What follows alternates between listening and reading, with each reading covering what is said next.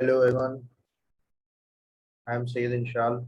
और आज हम एनालिसिस करेंगे, देखेंगे कि ये 2-3 दिन में क्या हुआ, कैसे वर्क हुआ। तो सबसे पहले आज हम निफ्टी के इंडेक्स को देखेंगे, क्योंकि आज बहुत ज़्यादा स्टॉक्स गिरे, जबकि निफ्टी इतना ज़्यादा नहीं गिरा। उसके बावजूद भी स्टॉक्स के अंदर बहुत ज़्यादा डाउन फॉल आया। यहाँ तक कि एक दो स्टॉक्स में नहीं, बहुत ज़्यादा स्टॉक्स में बैंक निफ्टी भी गिरा। आईटी और ये तो कुछ स्पेसिफिक स्टॉक्स थे, बस उनके अंदर ही ऊपर की चाल थी। और जो हमने भी डिस्कस किए थे वो भी स्टॉक्स गिरे। तो सबसे पहले मैं आज बैंक निफ्टी को एनालिसिस करके आपको बताऊंगा कि आज ये जो स्ट्रक्चर है, यानी ये देखो, ये जो आज के कैंडल्स बने हैं कुछ घंटों में, 5 से 6 घंटों के अंदर। तो जैसे यहाँ डे शुरू हुआ था, यहाँ पर हम थे, और यहाँ से फिर हम यहाँ तक आ गए नीचे। तो तकरीबन ये कितने, 18,000 से हम आ गए 17,887 तक, मतलब 200 पॉइंट कितने तकरीबन हम नीचे आ गए। तो यहाँ पर हमको ये बात का ज्यादा ध्यान देना है कि ये जो लो है, ये लो या फिर ये लो, हो सकता है ये वीक में नीचे भी आ जाए। अब कल थर्सडे एक्सपायरी का दिन है, तो वो यहाँ तक भी नीचे भी आ सकता है, 17,750।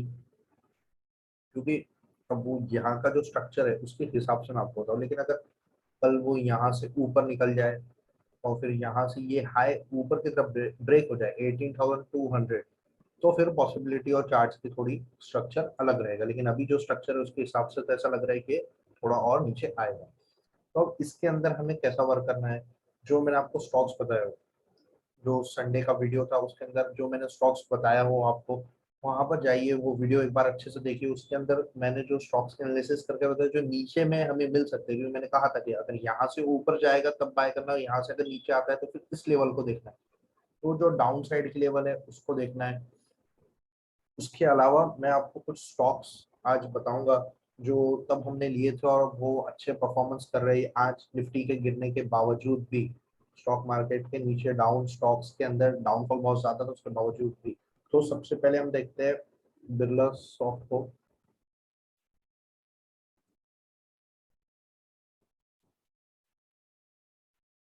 इसके अंदर आज बहुत बेहतरीन ऊपर की तरफ एक मूव आया है।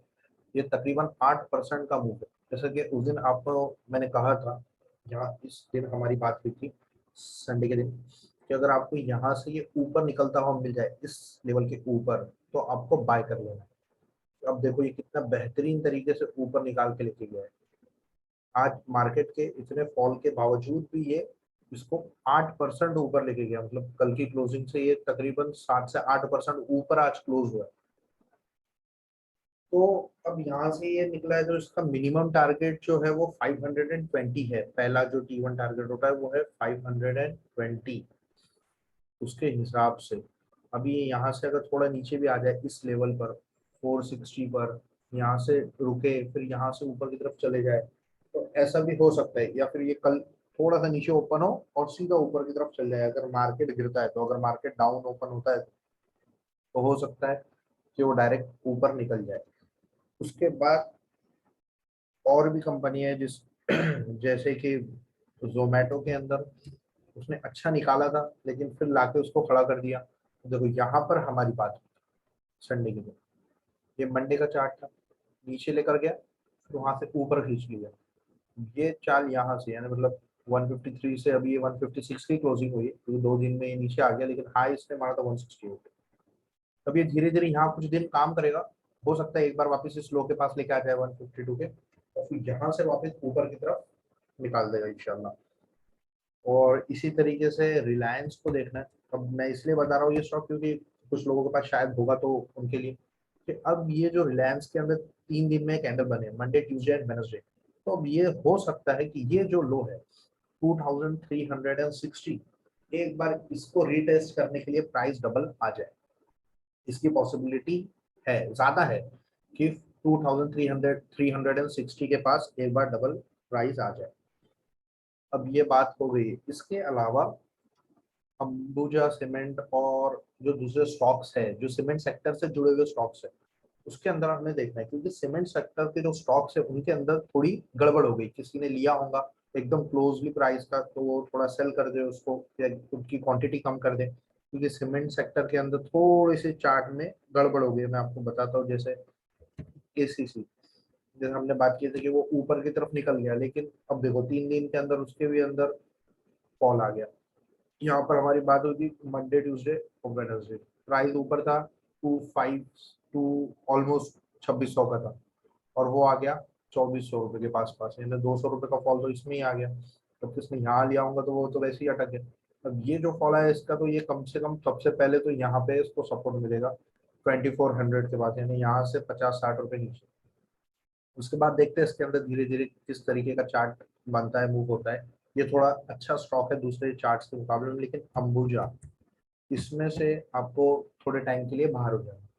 ये जो है ये एक बार वापस इसको यहाँ लेके आ सकता है 390 पर, या उसको और नीचे लाना रहा तो फिर वो ये यहाँ लेके आ जाएगा 380 पर। इसकी प्रोबेबिलिटी अब ज्यादा है। इसी तरीके से रैमको सीमेंट, हाँ, लेकिन अगर आपको ऐसा दिखता है कि यहाँ पे थर्सडे के दिन ऐसा नहीं हो रहा, थर्सडे फ्राइडे यहाँ पर ही प्राइस खड़े हो गई है, और यहाँ से ऊपर निकाल के ये जो कैंडल बनी है ट्यूसडे के दिन ये खत्म हो गई ऊपर की तरफ, तो फिर हो सकता है, प्रॉब्लम हो सकती है कि यहाँ से सीधा ऊपर की तरफ निकल जाए, लेकिन उसकी प्रोबेबिलिटी बहुत कम है। इसी तरह से रैमको सीमेंट, ये देखो इसमें तो बहुत ज्यादा ही फॉल आ गया। ये तो मोरू बोलू कैंडल कल ही बन गई थी, आज यहाँ पर, अब इसको आना रहा तो वो तो यहाँ आ जाएगा डबल 970, यानी यहाँ से भी तकरीबन अच्छा नीचे। इसके बाद अल्ट्राटेक, ये तो अच्छा महंगा शेयर है, कुछ लोग ही शायद इसको लेंगे, लेकिन इसके अंदर भी देखो कंटिन्यूसली फॉल आ रहा था। ये तो बहुत पहले से ही शुरू किया था, मंडे से शुरू भी नहीं किया उसने, उससे पहले से ही शुरू कर दिया था, 150-200 पॉइंट पहले ही गिर गया था ये। उसके बाद अब ये यहाँ पर आ गया, तो धीरे धीरे अब ये करेक्शन करेंगे। हो सकता है कि अब सीमेंट सेक्टर करेक्शन करे और कोई दूसरा सेक्टर निकल जाए, ऐसा भी हो सकता है। जैसे एबीबी, ये कंपनी है, ये जो है अपने बड़े टाइम फ्रेम से बाहर आई है, अभी यहाँ पर कर रही है। अगर आपको ये नीचे डबल मिल जाए 215053 के पास तो बहुत अच्छी बात है, वहां आप उसको ले लो। उसके बाद हम देखते हैं टायर सेक्टर। टायर सेक्टर में ऐसा है कि अपोलो टायर के अंदर थोड़ा ज्यादा फॉल आया, लेकिन सीएट टायर में नहीं आया। सीएट टायर एकदम फ्लैट क्लोजिंग हुई आज, यहाँ पर ये देखो एकदम फ्लैट क्लोजिंग है सीएट टायर की। इस तरीके से मैं जूम करके बताता हूँ आपको, तो ये देखिए सीएट टायर के अंदर एकदम फ्लैट क्लोजिंग हुई, तो हो सकता है इसको भी अगर नीचे आना रहा तो भी यहाँ तक आएगा 1230 या 200, तो मुझे तो नहीं लगता कि इतना नीचे आएगा, यहाँ से ऊपर निकाल ही लेगा ये। उसके बाद हाँ, कोरोमंडल, अगर किसी ने ये शेयर लिया होगा और उसको डीप पर लॉन्ग टर्म के लिए किसी को बाय करना है, तो उसके लिए अब शायद हो सकता है एक बार और अच्छी अपॉर्चुनिटी मिल जाए, क्योंकि आज ये जो कैंडल बनी है ये थोड़ी खराब सी कैंडल है, इसको बेरिश एंगल्फिंग कैंडल भी बोलते हैं। उसके बाद अब ये यहाँ से डाउन, आप ऐसा समझ लो कि 760 का भी प्राइस अगर आपको मिल गया तो बहुत अच्छे, 760 का प्राइस, शायद नहीं 760 नहीं, 765 70, ये प्राइस भी अगर आपको मिल गया तो बहुत अच्छी बात है। लेकिन ये कैसा होता है, इंट्राडे में वहां जाके टच करते ऊपर आके क्लोजिंग कर देते, एकदम से भी इतना नीचे नहीं गिर जाते। अभी थोड़े आईटी सेक्टर के अंदर देख लेते हैं, जैसे सबसे पहले इन्फोसिस। हाँ, ये भी 3 दिन से जगह पे खड़ा है, मतलब यहाँ से ये हमारी बात हुई थी इस कैंडल पर, अभी मंडे ट्यूसडे वेडनेसडे नहीं खड़ा हुआ है 3 दिन से। अभी धीरे धीरे हो सकता है ऊपर की तरफ निकाल दे विप्रो। हाँ, ये चार्ट थोड़ा अच्छा है, मतलब देखो यहाँ से ये नीचे डाउन 1 2 और ये 3, यानी ABC, जो इलेवेट वेव जानते होंगे वो उनको ये समझ जाएगा ABC। तो यहाँ से अगर ये आपको डबल इस लेवल पर मिल जाए 653 या 650 तो बहुत अच्छी बात, लेकिन अगर यहाँ से ये इस लेवल को अगर ब्रेक कर दे 673 रुपीज का लेवल, ये एक गैप बना हुआ है जो इसके लिए ये एक अच्छा रेजिस्टेंस है, इसके लिए 673, तो उसके बाद आप इसको इजीली बाय कर लेना। ये हो ज्यादा इसकी ये प्रोबेबिलिटी बन जाएगी कि एक बार वो उसके हाई को डबल टच करे। इसी के साथ हैप्पीएस्ट माइंड, इस पे भी आपको नजर रखनी है, क्योंकि अच्छे लंबे टाइम से करेक्शन कर रहा है इसके तकरीबन, हाँ, 7वें महीने से ये करेक्शन नहीं है, तो 4 महीने हो गए इसको करेक्शन करके, आज इसके अंदर ये कैंडल बनी, बेरिश एंगल्फिंग कैंडल। ये भी हो सकता है एक बार आपको ये नीचे 1200 के लेवल पर मिल जाए, लेकिन जब भी ये नीचे मिलेंगे तो उसके बाद ये स्पीड में एक तरह डबल ऊपर जाएंगे। जब भी इनके अंदर ऊपर की चाल आएंगी तो अच्छे स्पीड में ऊपर की तरफ आएंगे। और इसी तरीके से क्लीन साइंस, ये मैं इसलिए बता रहा हूँ कि अगर किसी को 2 दिन में कोई ट्रेडिंग करना हो, कुछ लोन लेना हो तो उसके लिए। ये दूसरे स्टॉक तो अक्सर जो भी हमने भी डिस्कस किया था वो भी गिरे ही है। अभी क्लीन साइंस ये देखो कितने बेहतरीन चाल आई है इसके अंदर। हमने यहाँ बात करके गए थे उसको, और मैंने कहा था कि आपको ये मोरोबोजो कैंडल है। अब यहाँ से ये ऊपर निकले, देखो यहाँ से मैंने आपको कहा था ऊपर निकलेगा, तो एक दिन मंडे के दिन उसने वही छोटी सी कैंडल बना दी, ट्यूसडे के दिन वो ऊपर निकल गया 2050 के लेवल पे। अगर किसी ने लिया होगा तो आज की क्लोजिंग तो उसके 150 पॉइंट ऊपर हुई है। और ये शेयर तो अगर यहाँ से भी अगर कल थर्सडे के दिन निकल जाता है, हो सकता है एक बार गिर जाए, ये लेवल को टच कर ले 2155, वहां से ऊपर निकल जाए तो ये बहुत अच्छा चार्ट है। यहाँ से ये ऊपर निकल ही जाएगा फिर। लेकिन अगर यहाँ से अगर डबल अंदर आता है और किसी ने 2000 के लेवल पर लिया है तो एक अच्छा सा अपना स्टॉप लॉस बना के इस लेवल का 2100 का 50 रुपीज ऊपर, वहां से उसको आप स्टॉप लॉस पे काट देना। इसके अलावा एक और कंपनी है जो पहले डिस्कस नहीं हुई थी, ग्रीन वैली। ये कंपनी के अंदर अभी मंडे के दिन तो ये ऊपर गया, उसके बाद ये 2 दिन नीचे आ गया। अगर ये आपको इस लेवल पे अगर डबल मिल जाए 1692, तो ये आपके लिए बेस्ट बाइंग हो जाएगा। 1692 के लेवल पे अगर आपको ये प्राइस डबल मिल जाए तो ये आपके लिए बेस्ट बाइंग हो जाएगी, क्योंकि ये बहुत अच्छा स्टॉक है और इसके चार्ट्स भी बहुत ज़्यादा अच्छे हैं, इसीलिए मैं कह रहा हूँ। और लास्ट वीक हम एक और सेक्टर है क्या था हमारा, गोदरेज प्रॉपर्टी, जैसे प्रॉपर्टी सेक्टर रियलिटी सेक्टर है, तो उसमें जो सबसे अच्छा स्टॉक है वो है गोदरेज प्रॉपर्टी।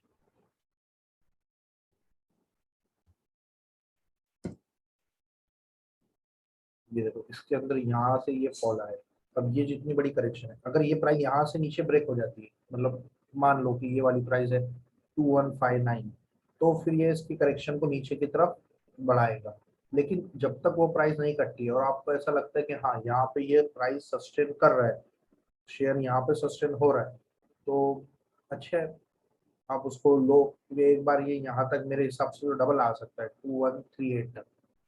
यहाँ तक नहीं भी आया तो 2163 तो बहुत ज्यादा प्रोबेबिलिटी है कि अब ये आएगा। अब ये दो चीजें होगी, लेकिन अब तीसरा स्टेप कि अगर ऐसा नहीं हुआ तो फिर क्या करना है, फिर मैं आपको बताता हूँ। देखो यहाँ से अगर ये घूम के, जैसे इसने लास्ट मिनट पे एक छोटी सी डोजी कैंडल बनाकर चला गया, तो एक बार ये नीचे आ जाए यहाँ, तो यहाँ से घूम के जब ये इस लेवल को ऊपर की तरफ ब्रेक कर दे, कौन सा लेवल है ये 2290, एक बार ऊपर की तरफ ब्रेक होके सस्टेन हो जाए प्राइस, अगर सस्टेन नहीं होती है तो अलग बात है, लेकिन अगर इसके ऊपर क्लोजिंग आना चाहिए 2290 के लेवल के ऊपर क्लोजिंग आना चाहिए, फिर ये हो जाएगा कि ये फिर यहाँ से इतना नीचे नहीं गिरेगा, यहीं कहीं इसकी करेक्शन खत्म करके ऊपर आके निकल जाएगा। तो वैसे भी इसके अंदर थोड़ा सा टाइम बाकी रह गया है करेक्शन के अंदर। गैस सेक्टर में भी इतना ज्यादा कुछ अच्छा नहीं है, वो भी आज गिरी है, लेकिन उनमें सबसे अच्छा जो चार्ट है वो है गुजरात गैस का।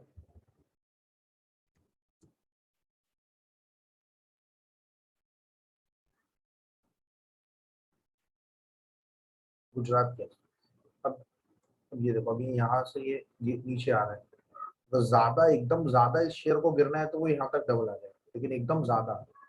और वैसे ये ए क्वालिटी के स्टॉक है, इतना ज्यादा शायद ही गिरे, लेकिन आना चाहे नीचे तो यहाँ तक डबल आ सकता है 620 लेवल तक। तो आप लेकिन लॉन्ग टर्म के लिए बहुत अच्छा चार्ट है, अगर आपको नीचे के प्राइस पे मिलता है तो थोड़ी थोड़ी क्वांटिटी आप इसको बाय करके रखिए, अगर ये आपको नीचे के लेवल पर मिल जाता है। इसी के तरीके से स्टॉक जेंटेक, इसकी ऑलमोस्ट करेक्शन एंड होने वाली है। मैंने इसका प्राइस तो हो गया, लेकिन टाइम जो है ये जितना देर यहाँ पे खड़ा हुआ है इसको टाइम वाइज करेक्शन बोलते हैं। प्राइस वाइज मतलब ये कितने प्राइस से हाई से लो आया, और टाइम वाइज मतलब कहाँ से कितने टाइम तक ये खड़ा रहा। तो ये जो कैंडल है ऑलमोस्ट यहाँ पे इसकी करेक्शन खत्म हो गई। अगर आपको ये स्टॉक इस कैंडल के ऊपर मिल जाए बाय करने 2220, आपको लगे ऐसा कि ये ऊपर की तरफ हम निकल रहे हैं, तो आप इसको बाय कर लो, क्योंकि यहाँ से अगर ये ऊपर की तरफ निकला तो मिनिमम इसका टारगेट 300 है, मतलब यहाँ से 80 रुपीज है। 200 रुपए के स्टॉक में 80 रुपए, मतलब तकरीबन 30% का हो जाता है। ये एक स्टॉक हो गया। इसी की तरीके से IEX एनर्जी सेक्टर का एक स्टॉक है, ये भी बढ़िया है। लेकिन अब ये कैसा है, अब ये सब प्राइस वाइज करेक्शन हो गई, टाइम वाइज कर रहे हैं, तो ऊपर नीचे करेंगे। और इस तरीके से, क्योंकि बाय तो किसी को करने देना है नहीं यहाँ पर मार्केट में। शॉर्ट सेलिंग वालों को भी वो शॉर्ट करेंगे, फिर वो मार्केट ऊपर खींच लेगा, वो फंस जाएंगे। और नीचे बाय करने वाले बाय करेंगे, एक बार उनके नीचे उनके प्राइस के आएगा शेयर, फिर वहां से ऊपर निकलेगा। अप डाउन बहुत ज्यादा है। एक शेयर है CDS, इसकी हमने बात की थी, लेकिन ये एक दिन निकल के वापस खड़ा हो गया। यहाँ से ये निकला और खड़ा हो गया। अगर अब इसके अंदर देखिए, अभी यहाँ से इतना बड़ा कहाँ से खड़ा हुआ है, ये देखो, ये भी 7th मंथ से खड़ा हुआ है। अगर ये यहाँ से 2-3 दिन में या 4 दिन में, तो पकड़ लो, ऊपर की तरफ इस हाई को नहीं ब्रेक करता है और यहाँ नीचे आकर इस लो को ब्रेक कर देता है 1440, तो फिर ये करेक्शन और बड़ी होगी और टाइम में इसका और लंबा हो जाएगा। तो इसकी तरफ भी ध्यान देना है। एक और आपको मैं शेयर बता दूं, कैम्स, CAMS कैम्स, इसकी ऑलमोस्ट करेक्शन एंडिंग पे। हम्म, इसकी ऑलमोस्ट करेक्शन एंडिंग पे। अगर आपको ये जैसे आज भी कैंडल बनी है, अगर ये वापस यहाँ नीचे आ जाए तो फिर आपके लिए तो बहुत अच्छा। लेकिन अगर यहाँ से ये ऊपर निकालने की तरह निकल जाए ऊपर की तरफ, तो फिर आपको इसको बाय करना है, क्योंकि ये सबसे पहले यहाँ से ऊपर आएगा तो स्पीड में आएगा और इसके हाई तक पहुंचेगा 4000। 4000 नहीं तो आप 3700 800 पे भी बाहर आ सकते हैं, क्योंकि ये भी एक रेजिस्टेंस है और ये ऊपर का रेजिस्टेंस है। ओके, तो आज के लिए इतना ही। संडे के दिन हम आएंगे, अब 2 दिन देखेंगे किस तरीके से वर्क होता है। फिर मैंने जितने आपको शेयर्स बताए थे उसका एक बार हम पूरा डिटेल एनालिसिस करेंगे और उसके अंदर देखेंगे कि कौन से कंपनीज को हमने देखे थे, उसके अंदर क्या बिहेवियर है, कौन से हमको नीचे और अच्छे प्राइस पर मिल सकते हैं, वो भी हम देखेंगे उसके अंदर। तो ठीक है, थैंक यू।